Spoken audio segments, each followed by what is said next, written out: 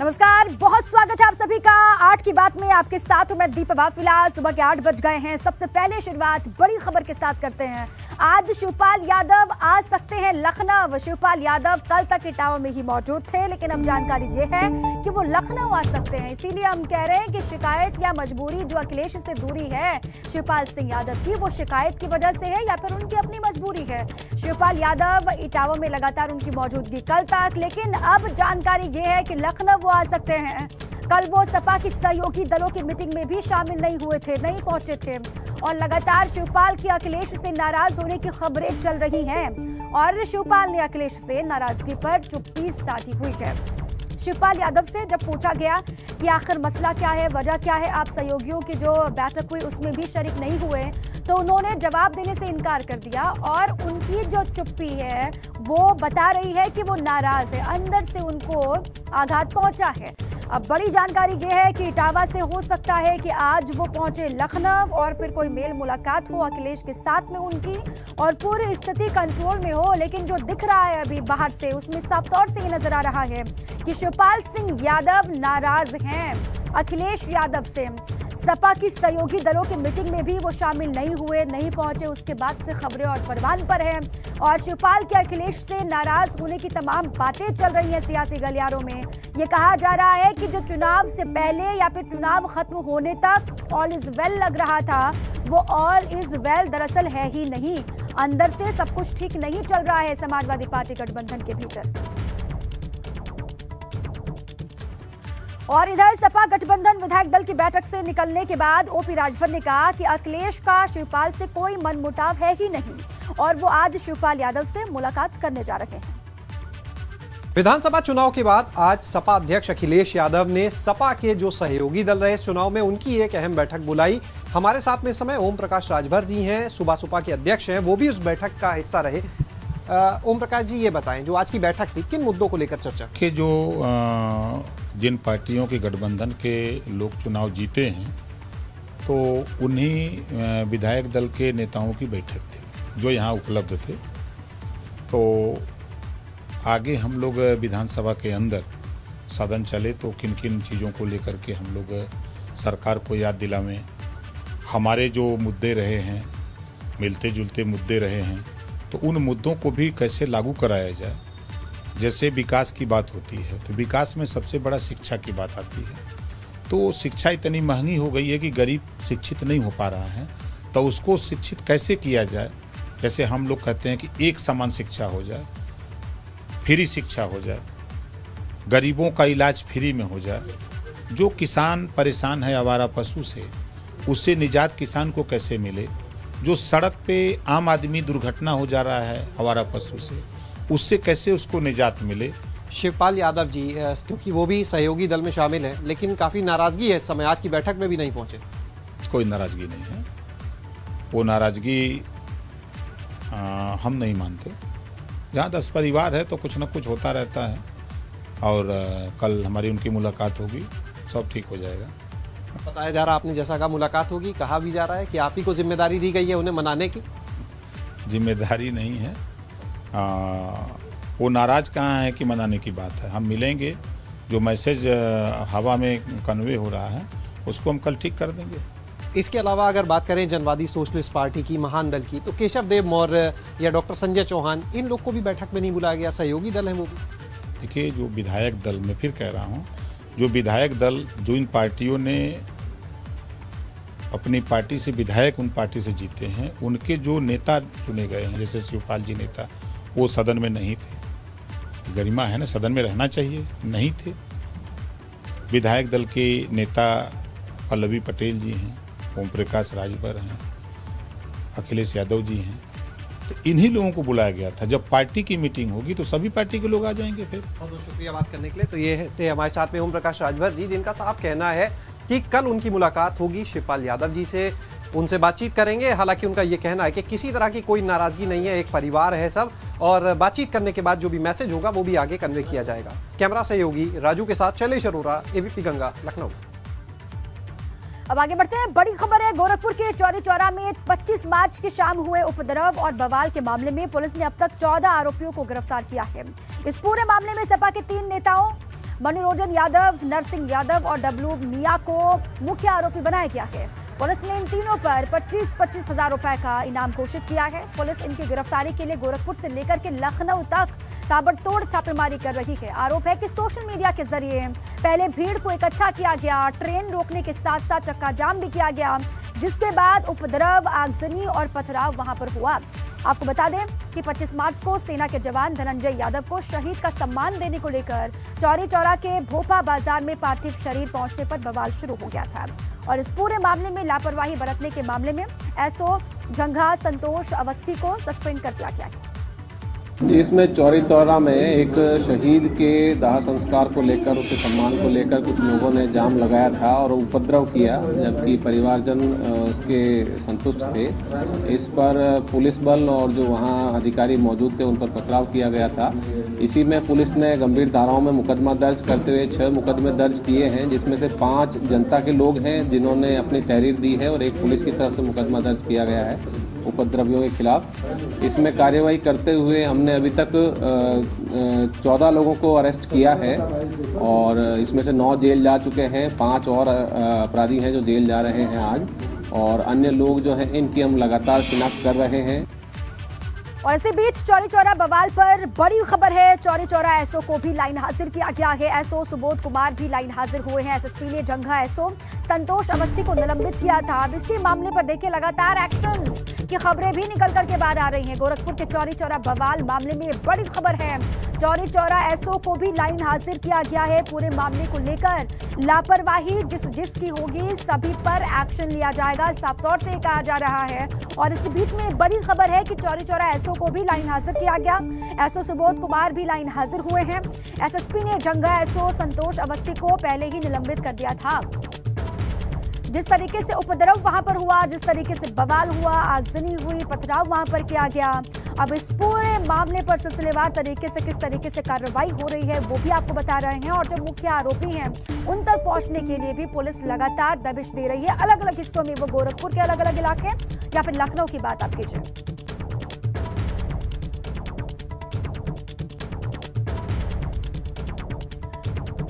चले इसी पर अधिक जानकारियों के साथ हमारे 2 सहयोगी जुड़ चुके हैं। नीरज जुड़े हुए हैं गोरखपुर से और शैलेश भी हमारे साथ बने हुए हैं। सबसे पहले नीरज का रुख कर लेते हैं।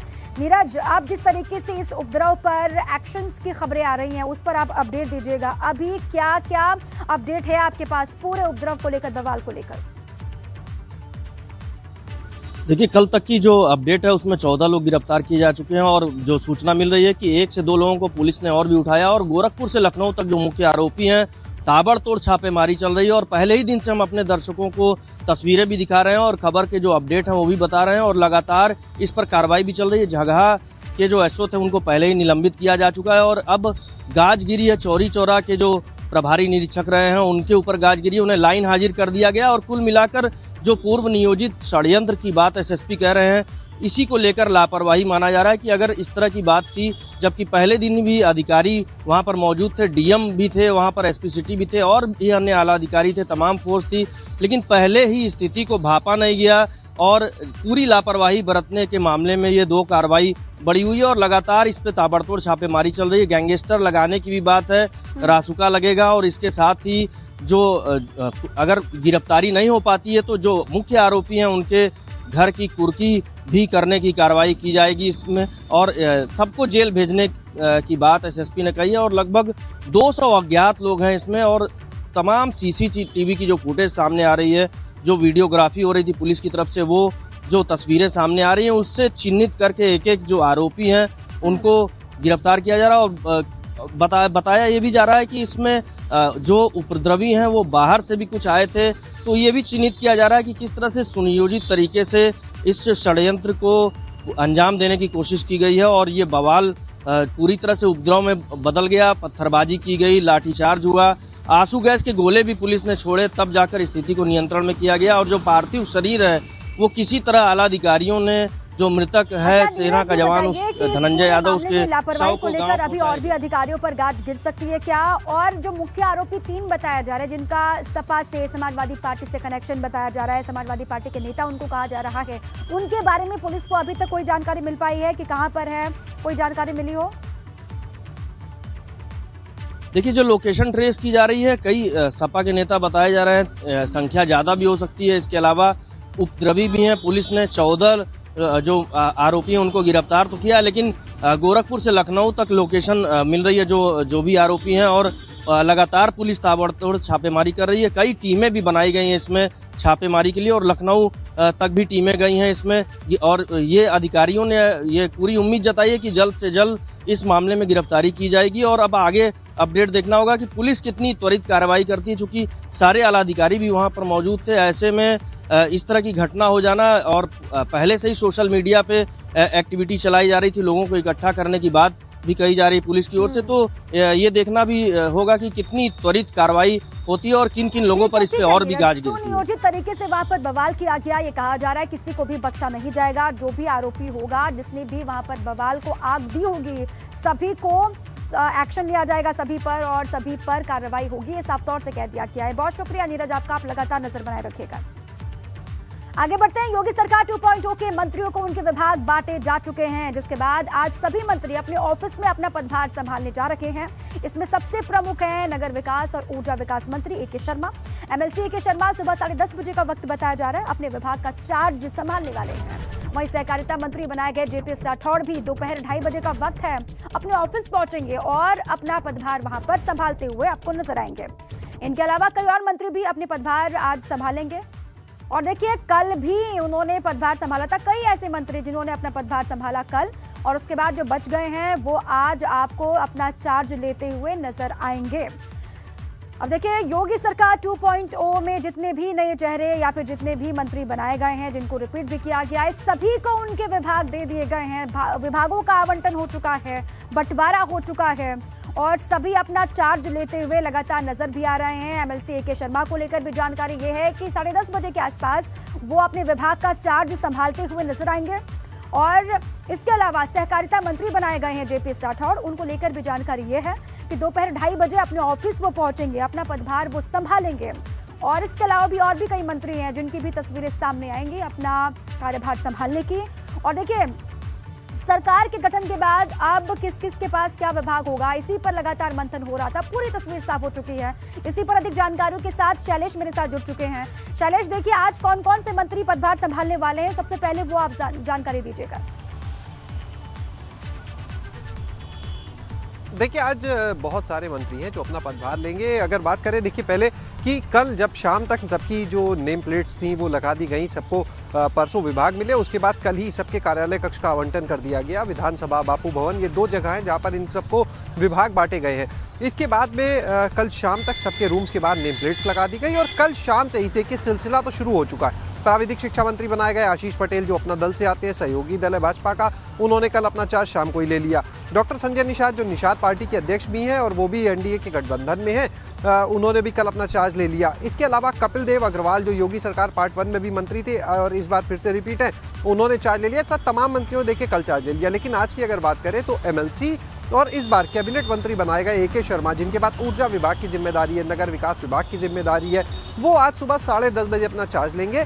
और उनको जो कमरा दिया गया है, देखिए, विधानसभा सचिवालय का जो मुख्य भवन है, यानी मेन बिल्डिंग, उसके अंदर मिला है उनको कमरा, वहां पर वो आज चार्ज लेंगे। इसके बाद बात करें जे.पी. राठौड़ की, तो सहकारिता मंत्री बनाए गए हैं, स्वतंत्र प्रभार है उनके पास। अगर चुनाव की बात करें तो अहम जिम्मेदारी निभाई उन्होंने। भाजपा की प्रचंड जीत की जब बात होती है उत्तर प्रदेश में, तो उसमें अहम भूमिका उनकी भी रही, क्योंकि संगठन को मजबूत करने में उन्होंने भूमिका निभाई प्रदेश पदाधिकारी होने के नाते, और इस बार उनको उसका इनाम मिला, उनको मंत्री बनाया गया। आज वो भी चार्ज लेंगे। लगभग 2:30 बजे का वक्त है जब जे.पी. राठौड़ जो है वो अपना चार्ज लेंगे विभाग का। इसी तरह से तमाम और मंत्री भी हैं जो आज अपना चार्ज लेंगे। देखिए, कई मंत्री ऐसे भी हैं जिनको अपने पुराने ही कमरे देके आवंटित किए गए हैं। जैसे बात करें सुरेश कुमार खन्ना की, जैसे बात करें जितिन प्रसाद की, जितिन प्रसाद के विभाग में सिर्फ बदलाव हुआ है, उनको पहले प्राविधिक शिक्षा था, इस बार पीडब्ल्यूडी दिया गया, लेकिन उनका जो कमरा है तो वो नहीं बदला गया है। ऐसे में वो कल ही अपने रूम में चले गए थे, बैठे थे, जाहिर सी बात है। तो एक औपचारिकता वाली बात खाली रह जाती है कि उनका सिर्फ विभाग बदला है, लेकिन कमरा वही रहेगा। इसी तरह सूर्य प्रताप शाही, कृषि मंत्री पहले भी थे, अभी भी है। तो ये वो मंत्री भी हैं जिनके विभागों में बदलाव कुछ में हुआ है, कुछ में नहीं हुआ है, लेकिन कमरे उनके पुराने हैं, तो उनको अलग से कोई चार्ज लेने के लिए बहुत ज़्यादा औपचारिकताएं नहीं करनी है। सिर्फ उनका जो स्टाफ होगा वो वहाँ पर बदल जाएगा। यानी मंत्रियों के कमरे कईयों के सेम रहेंगे, उनका स्टाफ जो है वो वहाँ पर बदल जाएगा। जो उनके विभाग के अधिकारी है खाली वो बदल जाएंगे। स्वतंत्र देव सिंह की बात करें जो भाजपा के प्रदेश अध्यक्ष हैं, उनको भी कमरा आवंटित कर दिया गया है, आज ही वो भी चार्ज ले सकते हैं। इसके बाद अगर बात करें बेबी रानी मौर्य की तो देखिए उनको भी कमरा आवंटित कर दिया गया है। जो पहले कैबिनेट मंत्री ब्रजेश पाठक के पास कमरा हुआ करता था योगी सरकार पार्ट 1 में, वही कमरा बेबी रानी मौर्य को दे दिया गया है। नितिन अग्रवाल जो जिनको इस बार मंत्री बनाया गया स्वतंत्र प्रभार का, इससे पहले वो पिछली सरकार में अगर बात करें जब योगी सरकार पार्ट 1 चल रही थी तो विधानसभा का उपाध्यक्ष उनको बनाया गया था, उनको भी कमरा आवंटित कर दिया गया है। तो ये सारे मंत्रियों के देखिए कक्ष आवंटित है और आज सुबह लगभग 10 बजे से ये सिलसिला शुरू हो जाएगा जब अलग अलग मंत्री जो है वो अपने अपने रूम में जाएंगे, ऑफिशियली चार्ज लेंगे वहाँ पर। और जो भी मंत्री चार्ज ले रहे हैं वो सबसे पहला काम ये हो रहा है कि वहाँ पर जो उनके विभाग के अधिकारी हैं, जैसे बात करें उनके विभाग के प्रमुख सचिव, सचिव या बाकी स्टाफ जो है वो मुलाकात कर रहा है। कुछ मंत्रियों ने तो देखिए कल ही अपने अधिकारियों के साथ में अनौपचारिक रूप से बैठक तक कर ली, क्योंकि देखिए कई ऐसे लोग हैं जिनके पास पहली बार जो मंत्री बने हैं खासतौर से या जिनके विभाग बदले हैं, तो उनको अपने नए विभाग के बारे में जो मंत्रालय मिला उसके बारे में समझना है। तो कुछ लोगों ने अनौपचारिक रूप से अधिकारियों से बातचीत का सिलसिला भी कल ही शुरू कर दिया था और आज कई मंत्री जो है लगातार कार्यभार संभाल रहे हैं, सबसे पहले प्राथमिकता यही होगी कि इस विभाग के बारे में और जानकारी वो ले, अधिकारियों से बातचीत करें, उनके साथ में मीटिंग करें, उसके बाद फिर आगे बढ़ा जाए। विधानसभा चुनाव में जीत का परचम लहराने वाली भाजपा ने एमएलसी चुनाव की तैयारी भी तेज कर दी है। निकाय एमएलसी चुनाव को लेकर कानपुर देहात जिले में भाजपा के प्रदेश उपाध्यक्ष विजय बहादुर पाठक और कानपुर बुंदेलखंड क्षेत्रीय अध्यक्ष मानवेंद्र सिंह चौहान बैठक करने वाले हैं। इस बैठक में जिला पंचायत, ब्लॉक प्रमुख, बीडीसी प्रधान समेत भाजपा के सीनियर नेता हिस्सा लेने जा रहे हैं। एमएलसी चुनाव में अब तक 9 उम्मीदवारों का निर्विरोध चुना जाना तय हो चुका है। वहीं 27 सीटों पर चुनाव 9 अप्रैल को होना है। साफ है कि भारतीय जनता पार्टी के लिए ये चुनाव काफी अहम है और माना यह भी जा रहा है कि विधानसभा की ही तरह विधान परिषद में भी बहुमत हासिल करने के लिए भाजपा पुरजोर कोशिश करती हुई दिखाई देगी। और चलिए इसी पर जो बैठक होने वाली है और जानकारी लेते हैं, हमारे साथ रतीश जुड़ चुके हैं। रतीश, सबसे पहले अपडेट दीजिएगा किस तरीके से बैठक वहां पर होगी, कौन कौन शामिल होगा, तफसील से पूरी जानकारी।